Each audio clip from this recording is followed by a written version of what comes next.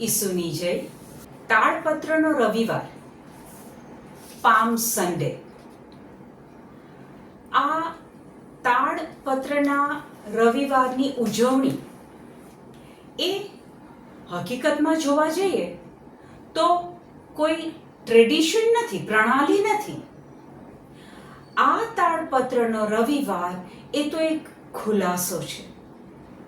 અને યહૂદી સંસ્કૃતિ પ્રમાણે ઇઝરાયલીઓ વર્ષમાં 2 વાર આ ખજૂરની ડાળીઓને લહેરાવતા હતા.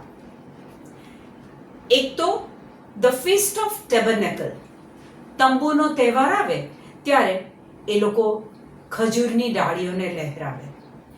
અને બીજી વાર જ્યારે એક રાજા બીજા રાજા પર વિજય મેળવીને પોતાના રાજ્યમાં જ્યારે પાછો આવે ત્યારે પ્રજા એને આ ખજૂરની ડાળીઓ લહેરાવે અને એને વેલકમ કરે.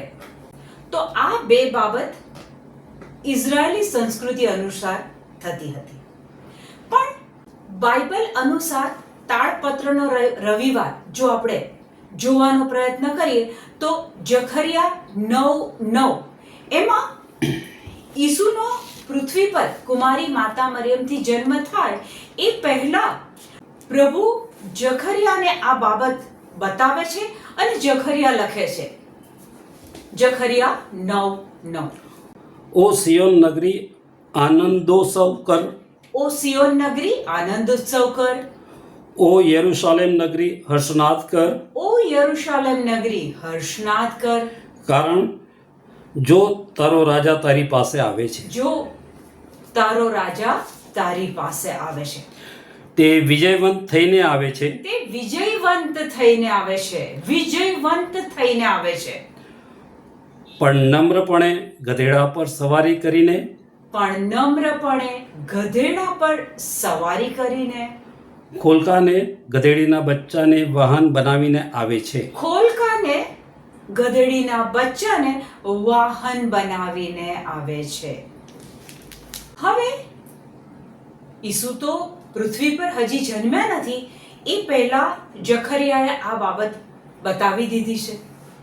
હવે આ જ બાબત ઈસુ પોતે એ તાળપત્રના રવિવારના દિવસે એ આખી જે પ્રક્રિયા બને છે ત્યારે ઈસુ પોતે આ બાબતને પોતાના મુખે બોલે છે. અને એ છે માથી 21:4-5. પૈગંબરે ભાખ્યું હતું કે, પૈગંબરે ભાખ્યું હતું કે. હવે ઈસુ પોતે બોલે છે, હા, ધ્યાનથી સાંભળજો.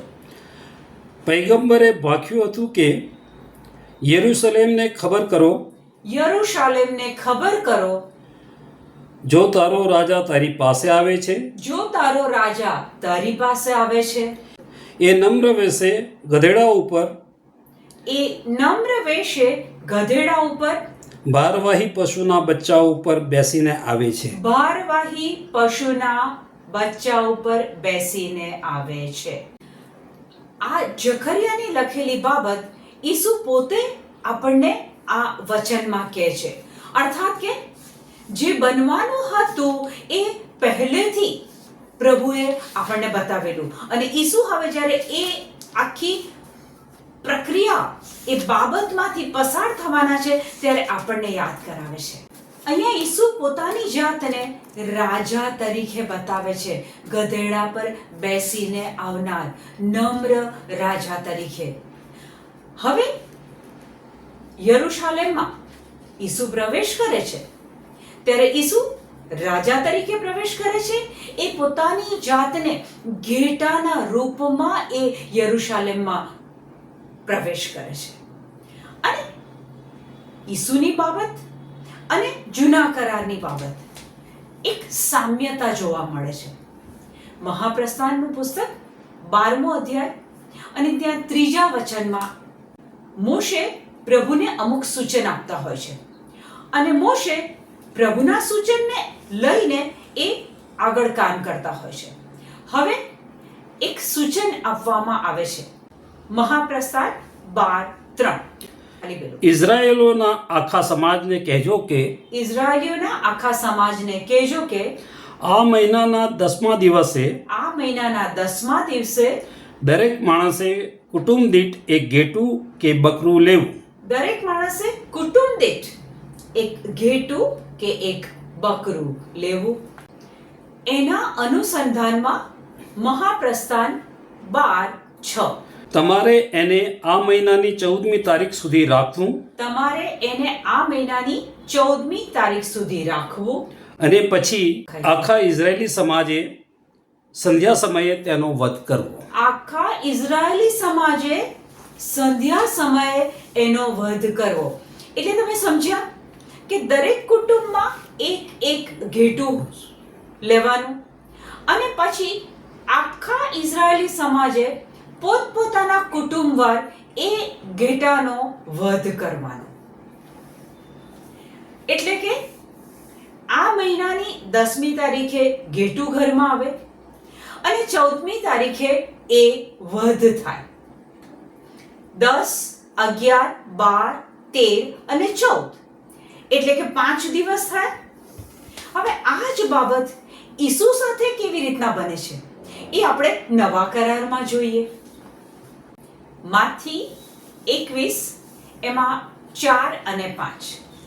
પૈગંબરે ભાખ્યું હતું કે પૈગંબરે ભાખ્યું હતું કે યરૂશાલેમને ખબર કરો, યરૂશાલેમને ખબર કરો, જો તારો રાજા તારી પાસે આવે છે, જો તારો રાજા તારી પાસે આવે છે, એ નમ્ર વેશે ગધેડા ઉપર, એ નમ્ર વેશે ગધેડા ઉપર, ભારવાહી પશુના બચ્ચા ઉપર બેસીને આવે છે. ભારવાહી પશુના બચ્ચા ઉપર બેસીને આવે છે.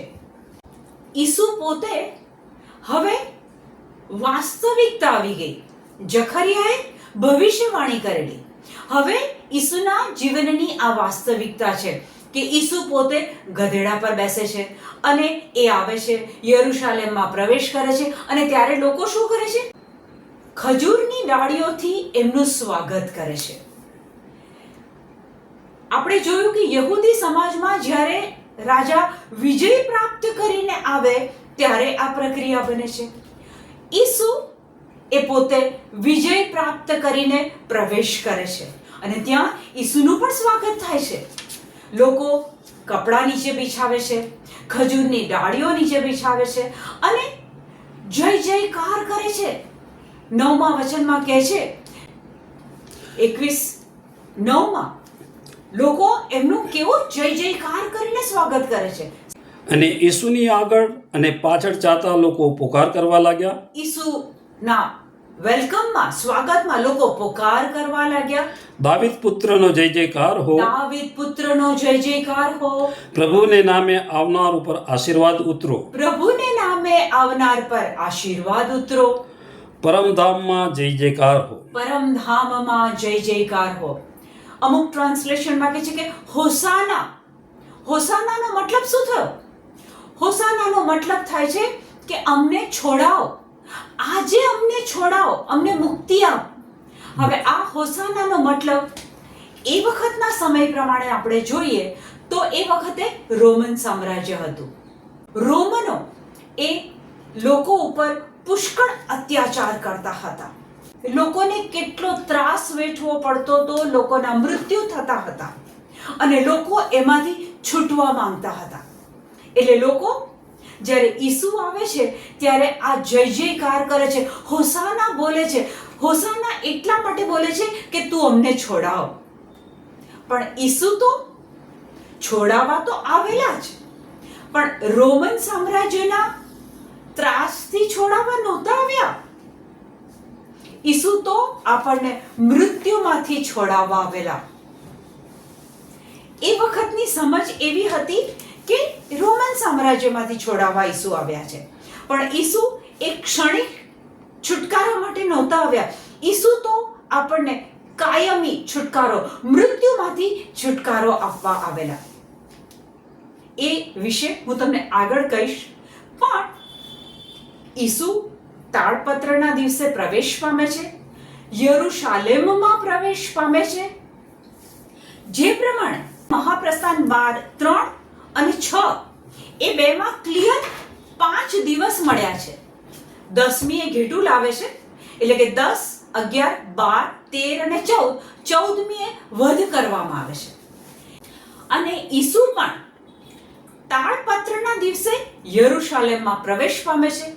અને તમે ગણતરી કરો તો સોમ, મંગળ, બુધ, ગુરુ અને શુક્ર એ દિવસે ઈસુનો વધ કરવામાં આવે છે. ઈસુના લોહીની સેરો ફૂટે છે અને એ ઈસુ એ દિવસે આપણને મૃત્યુમાંથી વિજય, અનંતકાળિક જીવન આપી દે છે.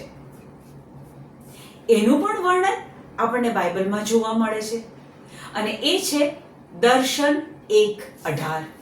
હું જ જીવનારો છું હું જ જીવનારો છું. ઈસુ બોલે છે, હા, હું જ જીવનારો છું ને હું જ મૃત્યુ પામ્યો હતો છતાં હું જ મૃત્યુ પામ્યો હતો. 5મા દિવસે એ શુક્રવારે ઈસુ ક્રૂસ ઉપર મૃત્યુ પામે છે. અને હવે ઈસુ આપણા માટે શું કરે છે? કારણ કે એ દિવસે લોકો કહેતા હતા, હોસાના, અમને છોડાવો. તો ઈસુએ છોડાયા છે. આગળ સાંભળીએ આપણે. જો હું સદાય જીવતો છું જો હું સદાય જીવતો છું ને મૃત્યુનો અને મૃત્યુલોકનો અધિકાર મારા હાથમાં છે. અને મૃત્યુનો અને મૃત્યુલોકનો અધિકાર મારા હાથમાં છે. આ વચનને અંગ્રેજીમાં પણ આપણે લઈએ. I am he who lives I am he who lives. ઈસુ કહે છે કે હું જીવું છું and was dead. and was dead, એટલે કે મારું મૃત્યુ થયેલું. And behold, અને જોજો, I am alive forevermore. હું કાયમ માટે હવે જીવનાર છું. Amen. Amen. And I have the keys of હા, અંગ્રેજી વચન અત્યારે હું કેમ લેવડાવું છું, અહીંયા આપણે સમજવાનું છે. ફરીથી વાંચો. and I have the keys of Hades and of death. અહીંયા ઈસુ શું કહે છે? મારી પાસે અધોલોકની, મૃત્યુલોકની અને મૃત્યુની ચાવી છે. ઈસુ કહે છે કે મારા હાથમાં અધોલોકની અને મૃત્યુની ચાવી છે.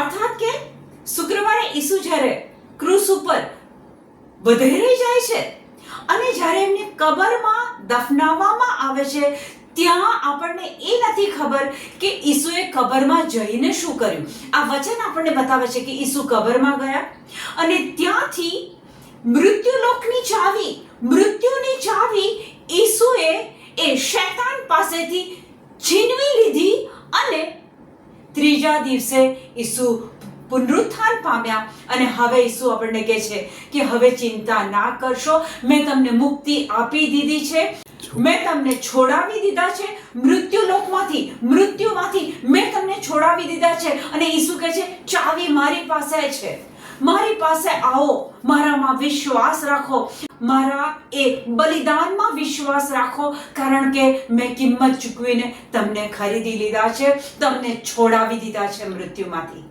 આ તાળપત્રની શરૂઆત થઈ અને ઈસુએ આપણને મુક્તિ આપી દીધી છે. Thank you Jesus, praise you Jesus. પ્રભુ ઈસુ, અમે તમારો આભાર માનીએ છીએ કે તમે અમને મુક્ત કરી દીધા છે. Thank you Jesus. આમેન.